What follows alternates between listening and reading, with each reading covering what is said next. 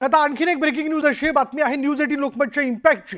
नंदुरबार जिल्ह्यातल्या अक्कलकुवा तालुक्यातील केलखाडी गावातल्या विद्यार्थ्यांचा शिक्षणासाठीचा झाडावरून कराव्या लागणाऱ्या जीवघेण्या प्रवासाबाबतचा न्यूज 18 लोकमतनं वृत्तांत दाखवला होता आणि त्याची दखल अखेर राज्य सरकारला घ्यावी लागली आहे। राज्याचे मुख्यमंत्री देवेंद्र फडणवीस यांनी या ठिकाणी सार्वजनिक बांधकाम विभागाच्या अधिकाऱ्यांना थेट भेट देण्याचे आदेश दिलेले आहेत आणि यानंतर शहादा सार्वजनिक बांधकाम विभागाचे कार्यकारी अभियंता मयूर वसावे यांच्यासह संपूर्ण पथकाने केलखाडी गावात जाऊन पाहणी केली। या ठिकाणी बांधकाम विभागाने सर्व मोजमाप पूर्ण करून उद्यापासूनच साकव बांधण्यासाठी आराखडा तयार केलेला आहे आणि यासाठी स्टील स्ट्रक्चरचा साकव तयार केला जाणार आहे।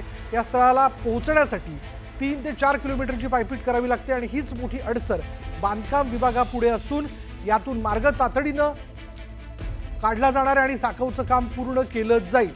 न्यूज 18 लोकमतचा इम्पॅक्ट आपण बघतोय। बातमी म्हणजे न्यूज 18 लोकमत आणि न्यूज 18 लोकमत म्हणजे बातमी। पुन्हा एकदा हे याच्यात सिद्ध झालंय। अधिक माहिती आपण जाणून घेणार आहोत। आमचे प्रतिनिधी निलेश पवार आपल्या बरोबर। निलेश, काय माहिती?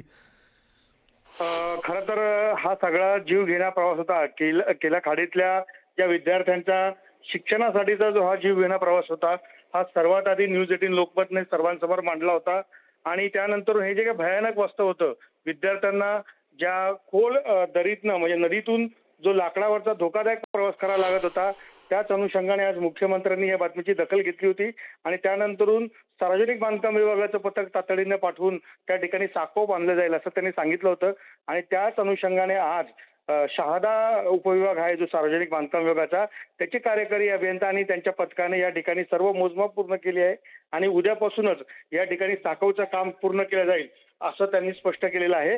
लवकरात लवकर विद्यार्थ्यांना हा पूल ग्रामस्थांनी विद्यार्थ्यांना कसा या ठिकाणी केलखाडीच्या उपलब्ध होईल या अनुषंगानं तातडीने उपाययोजना करण्यात येईल असं सार्वजनिक बांधकाम विभागाकडून स्पष्ट करण्यात आलं आहे। धन्यवाद निलेश या सगळ्या तपशिलाबद्दल।